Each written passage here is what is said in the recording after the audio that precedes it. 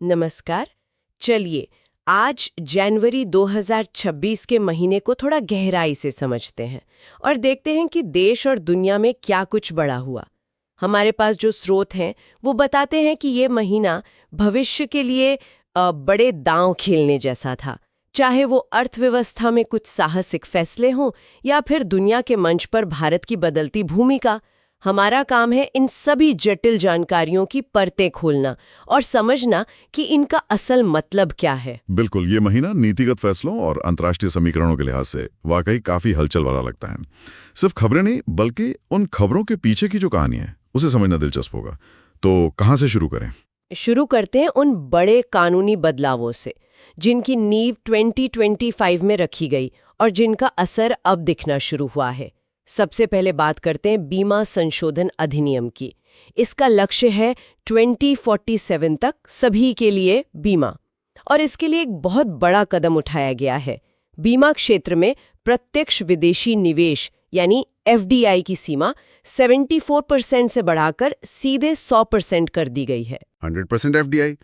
इसका मतलब तो ये हुआ कि अब कोई भी विदेशी बीमा कंपनी भारत में अपनी पूरी मिल्कियत वाली शाखा खोल सकती है बिना किसी भारतीय पार्टनर के।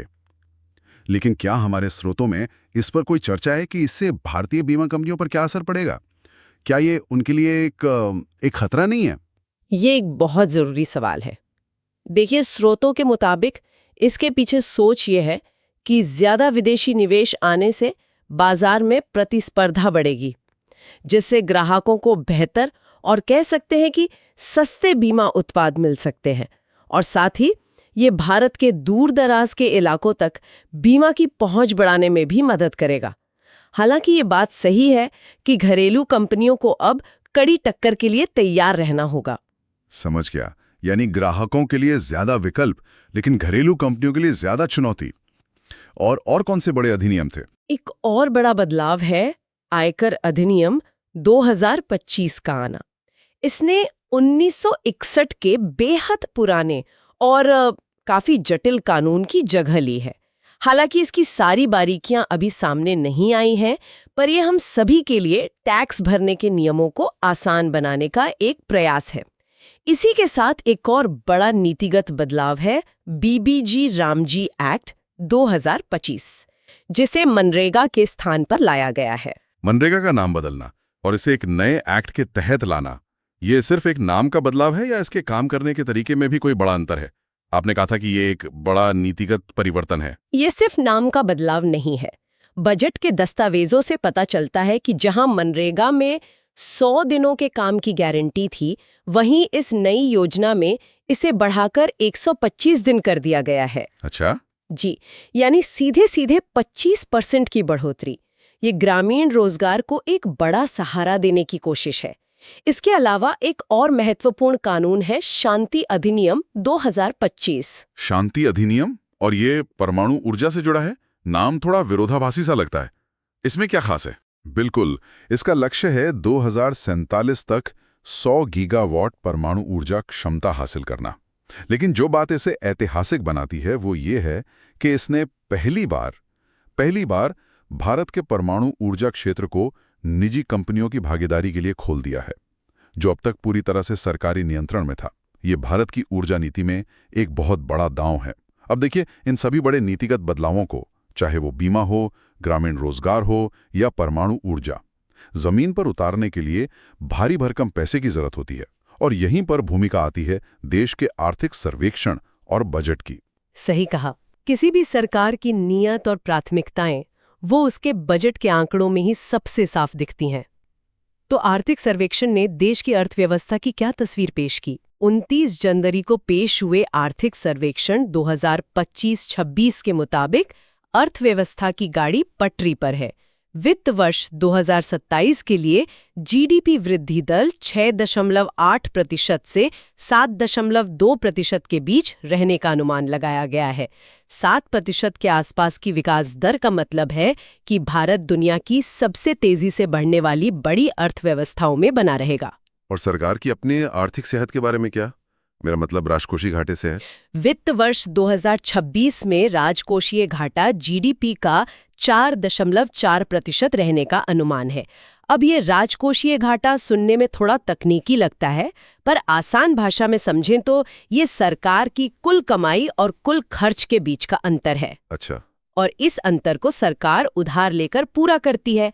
ये वैसा ही है जैसे किसी परिवार का सालाना खर्च उसकी कमाई से ज्यादा हो और उसे कर्ज लेना पड़े। 4.4% का आंकड़ा दिखाता है कि सरकार धीरे धीरे अपने खर्च और कमाई के बीच का फासला कम करने की कोशिश कर रही है। सर्वेक्षण में कोई ऐसा आंकड़ा था जो आपको सबसे ज्यादा चौंकाने वाला या दिलचस्प लगा? हाँ, 2 बातें बहुत खास हैं। पहली, सेवाओं के निर्यात में भारत दुनिया में 7वें स्थान पर पहुंच गया है और वैश्विक बाजार में हमारी हिस्सेदारी 4.3% हो गई है। ये दिखाता है कि भारत की आईटी और अन्य सेवाएं दुनिया में कितनी मजबूत पकड़ बना रही हैं। ये तो बहुत अच्छी बात है। और दूसरी और शायद सबसे जरूरी बात, महिला श्रम बल भागीदारी दर, मतलब काम करने वाली महिलाओं का प्रतिशत बढ़कर 35.3% हो गया है। ये एक बहुत ही सकारात्मक संकेत है। इसके ठीक बाद 1 फरवरी को आया केंद्रीय बजट 2026-27। इस बार बजट का कुल आकार 53.47 लाख करोड़ रुपए था। 50 लाख करोड़ से भी ज्यादा। जी, इसे समझने के लिए ये पिछले साल की तुलना में लगभग 10% ज्यादा है।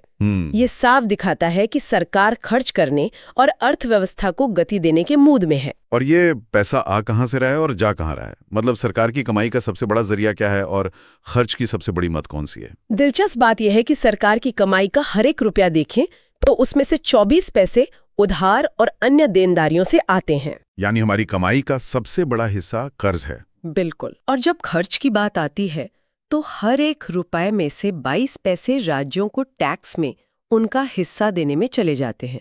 ये दिखाता है कि भारत का संघीय ढांचा कैसे काम करता है। बजट में योजनाओं पर जो आवंटन हुआ उससे सरकार की प्राथमिकताएं कैसे पता चलती हैं? बिल्कुल साफ। प्रधानमंत्री गरीब कल्याण अन्न योजना के लिए 2.74 लाख करोड़ रुपए आवंटित किए गए हैं, जो अब भी सरकार की सबसे बड़ी प्राथमिकता है। इसके बाद विकसित भारत जी राम जी योजना के लिए लगभग 96,000 करोड़ रुपए और हर घर तक नल से जल पहुंचाने वाले जल जीवन मिशन के लिए करीब 68,000 करोड़ रुपए रखे गए हैं। तो जोर कल्याण और बुनियादी ढांचे पर है। क्या बजट में भविष्य को लेकर कोई नई बड़ी घोषणा भी हुई? हाँ, कई महत्वाकांक्षी योजनाएं हैं। भारत को बायोफार्मा यानी जैविक दवाओं के निर्माण का वैश्विक केंद्र बनाने के लिए बायोफार्मा शक्ति मिशन शुरू किया जाएगा। अच्छा, बायोफार्मा। जी, ये चीन पर हमारी निर्भरता कम करने की दिशा में एक बड़ा कदम हो सकता है। इसके अलावा देश में 7 नए हाई स्पीड रेल कॉरिडोर बनाने की घोषणा हुई है, जिनमें दिल्ली, वाराणसी और मुंबई, पुणे जैसे रूट शामिल हैं। इंफ्रास्ट्रक्चर पर ये एक बहुत बड़ा दाव है। देश के अंदर तो ये बड़े बदलाव हो ही रहे हैं, लेकिन इसी दौरान भारत ने दुनिया के साथ अपने रिश्तों को भी एक नई रफ्तार दी, खासकर यूरोप के साथ। आपने बिल्कुल सही पकड़ा। 16वां भारत यूरोपीय संघ शिखर सम्मेलन नई दिल्ली में हुआ और इसमें एक ऐसे ऐतिहासिक मुक्त व्यापार समझौते यानी FTA पर हस्ताक्षर हुए जिसका इंतजार सालों से हो रहा था। इस समझौते को हमारे स्रोत सभी समझौतों की जननी या मदर ऑफ ऑल डील्स कह रहे हैं। सभी समझौतों की जननी, ऐसा क्यों कहा जा रहा है? ऐसा क्या खास है इसमें? खास ये है कि यूरोपीय संघ 27 देशों का एक समूह है और दुनिया की सबसे बड़ी अर्थव्यवस्थाओं में से एक है। ये समझौता भारतीय सामान और सेवाओं के लिए एक बहुत बड़ा बाजार खोलता है। इससे भारत के कपड़ा, ऑटो पार्ट्स, दवा और कृषि जैसे कई क्षेत्रों को जबरदस्त फायदा होने की उम्मीद है। तो ये सिर्फ व्यापार नहीं है? नहीं, ये सिर्फ एक व्यापारिक समझौता नहीं, बल्कि चीन के बढ़ते प्रभाव के बीच एक रणनीतिक साझेदारी भी है।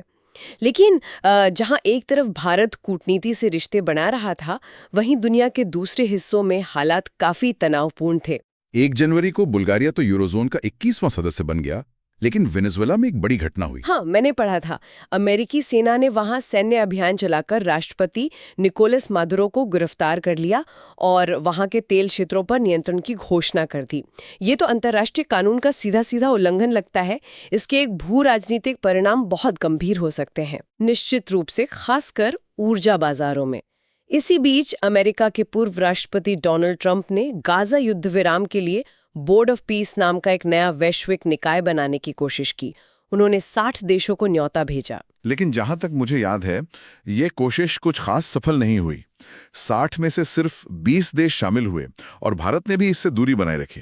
क्या ये नहीं दिखाता कि इस तरह के एक तरफा प्रयास स्थापित वैश्विक संस्थाओं जैसे संयुक्त राष्ट्र की जगह नहीं ले सकते? बिल्कुल, ये इस बात का सबूत है कि वैश्विक समस्याओं के समाधान के लिए व्यापक सहमति जरूरी है, जिसे बनाना आसान नहीं है। इसी संदर्भ में एक दिलचस्प सूचकांक का जिक्र हमारे स्रोतों में है, रिस्पॉन्सिबल नेशन इंडेक्स। ये देशों को उनकी सैन्य शक्ति या दौलत से नहीं, बल्कि उनकी जिम्मेदारी और नैतिक शासन के आधार पर रैंक करता है। ये तो एक बिल्कुल नया नजरिया है। तो इस नैतिक रैंकिंग में भारत कहाँ खड़ा है? आपको जानकर हैरानी होगी कि इसके पहले संस्करण में 154 देशों में भारत को 16वें स्थान पर रखा गया है। 16वें? जी, जो अमेरिका 66वें और चीन 68वें से कई बेहतर है। यह वैश्विक मंच पर भारत की उस छवि को मजबूत करता है जो ताकत के बजाय जिम्मेदारी और सहयोग पर आधारित है।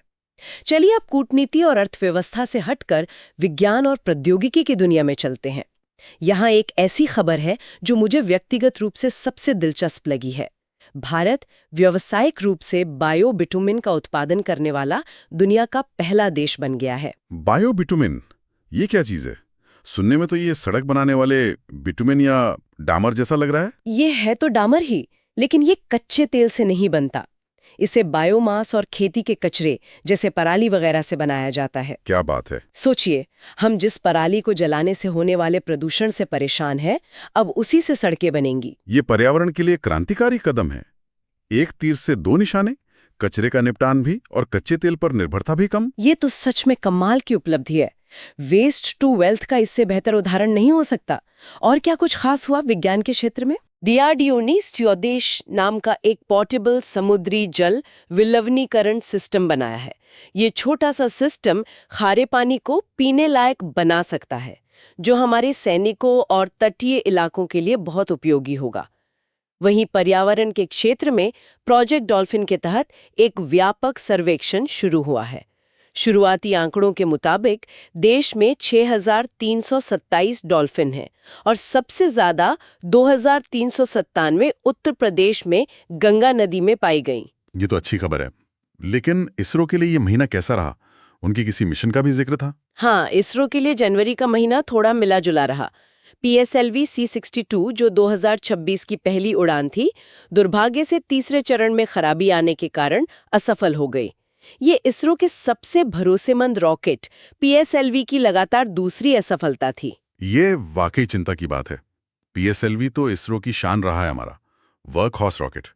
लगातार 2 बार इसकी असफलता इसरो के लिए एक बड़ा झटका है और उन्हें इसकी वजहों की तह तक जाना होगा। बिल्कुल। अब अंत में एक नजर डालते हैं जनवरी में हुए कुछ सम्मानों, नियुक्तियों और अन्य राष्ट्रीय घटनाओं पर जिन्होंने सुर्खियां बटोरी। पद्म पुरस्कार 2026 की घोषणा हुई, जिसमें कुल 131 लोगों को सम्मानित किया गया। पद्म विभूषण, जो भारत का दूसरा सर्वोच्च नागरिक सम्मान है, इस बार किन हस्तियों को दिया गया? इस बार 5 लोगों को पद्म विभूषण दिया गया। इनमें 2 नाम कला जगत से हैं। अभिनेता श्री धर्मेंद्र सिंह देओल को मरणोपरांत और वायलिन वादक सुश्री N राजम को। सार्वजनिक मामलों के क्षेत्र में केरल के पूर्व मुख्यमंत्री श्री VS अच्युतानंदन को मरणोपरांत और न्यायविद श्री KT थॉमस को यह सम्मान मिला। और 5वां नाम साहित्य और शिक्षा के क्षेत्र से श्री P नारायण का है। अन्य पुरस्कारों में इंदिरा गांधी शांति पुरस्कार 2025 मोजाम्बिक की मानवाधिकार कार्यकर्ता ग्राका माशेल को दिया गया है और खेलों में ऑस्ट्रेलियन ओपन 2026 का पुरुष एकल खिताब कार्लोस एल्कराज ने और महिला एकल का खिताब एलेना रायबाकिना ने अपने नाम किया। कोई महत्वपूर्ण नियुक्ति भी हुई थी को बढ़ाने की दिशा में एक मील का पत्थर है। जाते जाते कुछ और छोटी मगर महत्वपूर्ण घटनाओं पर भी नजर डाल लेते हैं। यूनेस्को ने मराठा किलों को भारत का 44वां विश्व धरोहर स्थल घोषित किया और दीपावली को मानवता की अमूर्त सांस्कृतिक विरासत की सूची में शामिल किया। अच्छा, दोनों एक साथ? जी, ये दोनों ही भारतीय संस्कृति और इतिहास के लिए बड़ी वैश्विक मान्यताएं हैं। और वंदे भारत ट्रेनों को लेकर भी कोई खबर थी? हाँ, प्रधानमंत्री ने कोलकाता और गुवाहाटी को जोड़ने वाली भारत की पहली स्लीपर वंदे भारत ट्रेन को हरी झंडी दिखाई। वंदे भारत ट्रेनों में स्लीपर कोच का आना लंबी दूरी की यात्रा के अनुभव को पूरी तरह बदल सकता है।